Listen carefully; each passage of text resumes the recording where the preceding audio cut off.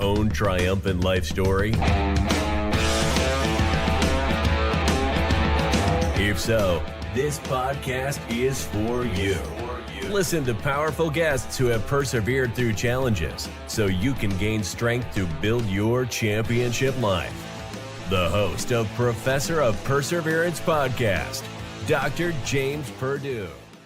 Hey, come on! It's time for us to get started. Time to get some little bit of a inspiration, motivation, something that we can grab again. I know y'all tired of hearing this. Grab a little gold nugget, hang on to it, use it for the next time you're having some trials, tribulation, hardship, challenges. You know what I'm talking about. Use this to help you get through and pay it forward. Share it with someone else. Don't take it to the grave. It's no good to the grave. Share it with someone else. Hey, today our guest is going to be talking about his journey quickly, his journey from a Indy race car driver to owner to let's see what's up now.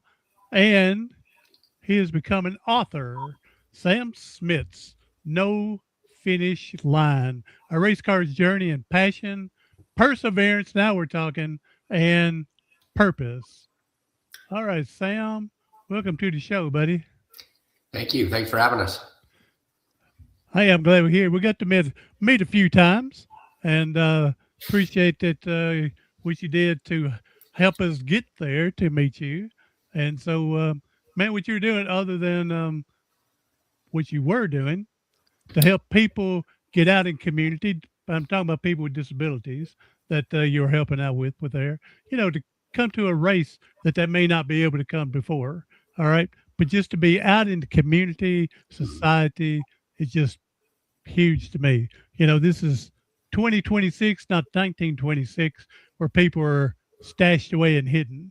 And so for you to encourage and give the opportunity for people to get out, I applaud you, man. Thank you.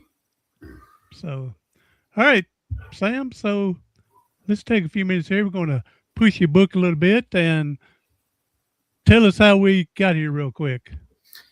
Yeah, well, got injured January 2000. Can't believe it's been 26 years. But as you know. You're still a baby, man. I'm 43 this years. So you're still a baby. Child. Compared to that, yes. Yeah, there you go. C3,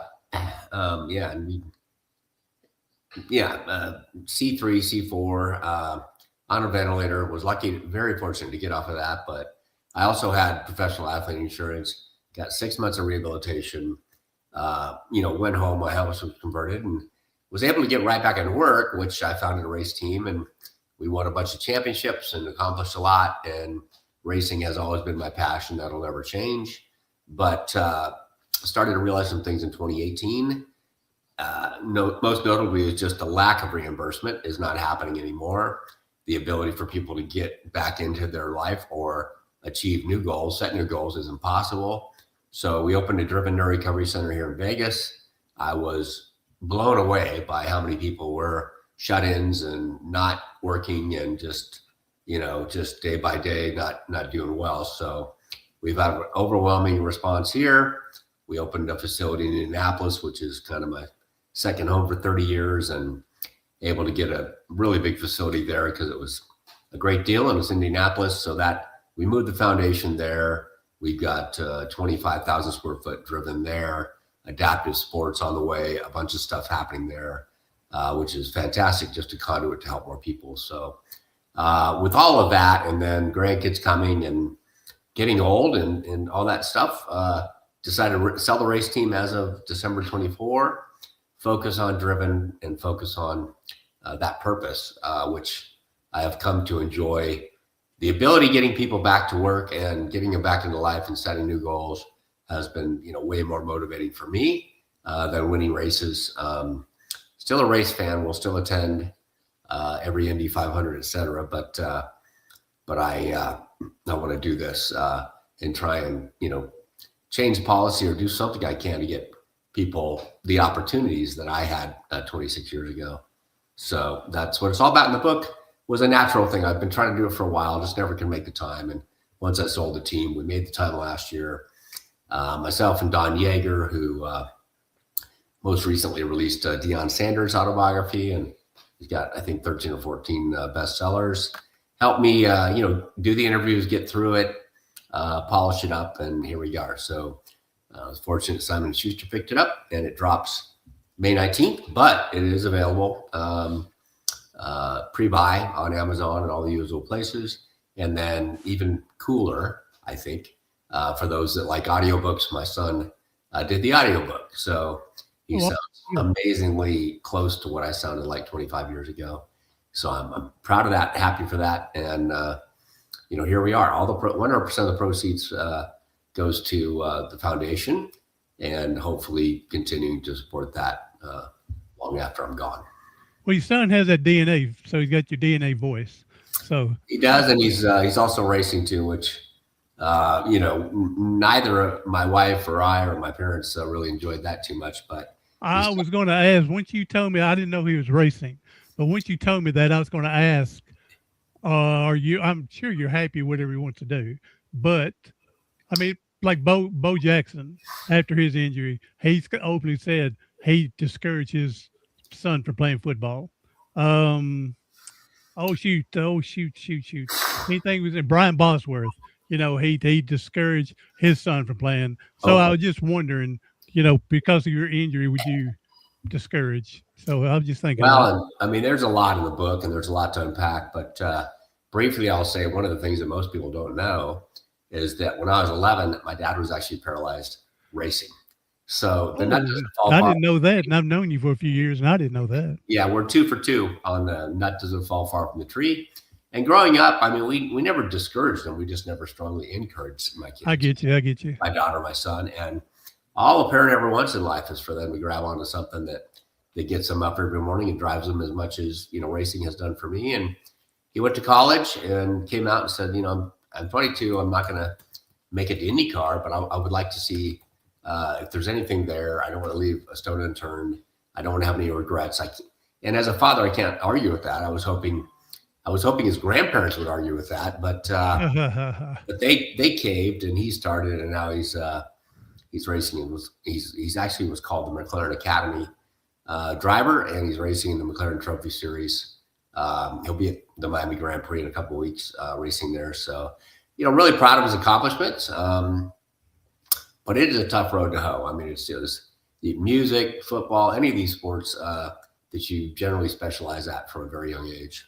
It's tough to make it to the top level and get paid decent money to do it. So we wish him best. He's got to figure it out himself, just like I did. And we'll see what happens. But we wish the best for him too. It's all in the book. You'll have to have someone bite your fingernails for you one of those nervous days. Yeah. So, well, wish the best for him too. I'm like one of them that I would discourage you, but I wouldn't say, because 22, he's his own man now, and he makes his own decision. You just hope that he understands everything that's going on. So, yeah, the irony of growing up is that I actually would have thought my daughter would be the one, because she is a carbon copy of me in a lot of ways, the good, the bad, and the ugly. And there you go. Very driven, very diligent, very athletic. My son has always been the artist and the theater major and all that kind of stuff, and really, really good at creative stuff, but didn't have the athletic talent. So we just, didn't think that would be the way it would go. But and then she got married coming out of college and is having kids, so that was kind of out the door for her. So it was interesting the way it all happened, but just want to keep them safe now. Well, and again, I want to thank you again for your with the founder Driven what? Driven No Recovery Center. No Recovery Center. Yeah, I'm glad you're doing more of that to help out. Okay, and it's sad, it took Christopher Reeves to get hurt for everybody else to jump in then, and Amen. Then it took you to get noticed, and it's sad that it takes a celebrity to go through something to get. We should have been looked at many years ago. But I'm glad you're doing that. The times have definitely changed again. Like I said, 1926, people are pretty much shutting the home and don't get out. If you're not helping in the society, community, not building, not making it better, you're just told to stay home and do whatever there. So, but time to change it. More people are getting out, and I'm glad to see that. But again, doing what you're doing in a specialty area is Mark Bonacani, with the Miami Project many years ago. I actually participated in that in 1988 in one part of it. So, yep. So I'm glad things are going on to make things better for the people. Sad to say, And technology, it's going to happen. I think another heavy influence is just technology. I mean, what advancements have been made in the last 10 years really enables anybody to go back to work with any disability if they want to, and if they want to put the work in.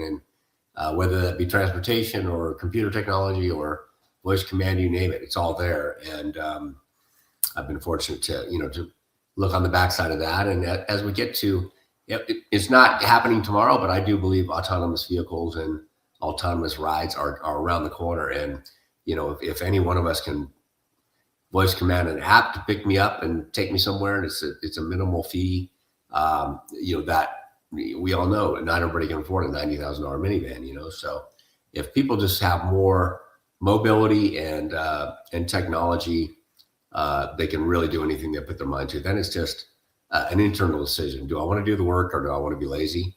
And that is fine too. You just got to make your own evaluation and decide if you're in. Everybody's different, huh? Yeah. So all you can do is, what's the other thing? Lead them to the water, right? Yeah. Like a horse, take them to the water. So, yeah. All right, Sam, I don't take a lot of your time because I know you're busy, but your book, you can pre-order it now. Sam Schmidt's No Finish Line. And you can pre-order it now, but it comes out May, you say 16th? 19th, it'll hit. 19th. Okay, it'll hit your mailbox May 19th, or your audiobook service if that's the way you go. And I mean, some people have pre-read it and said it's really good. I don't know, it's just my life, but hopefully, if you need some inspiration, you need vision to what is possible. If you put your mind to it, it's there. There you go. And like I tell other people, get the book today. Just don't get one for yourself. Get one for Christmas time to give away. All right. Get more than 2 or 3. Get them out for Christmas. All right. Well, Sam, I appreciate you taking a minute to go over this, and we'll keep in contact with you. And I appreciate you taking time to be here. Thank you. Thanks for your time. All right. Hey, be sure to share it with someone else. Again, get the book. I'll have the stuff in the show notes. Pre-order, get your book, and we'll go from there. I'm Dr. James Perdue, the professor of perseverance. Do something today, tomorrow, something next week that's going to help you persevere past your paralysis.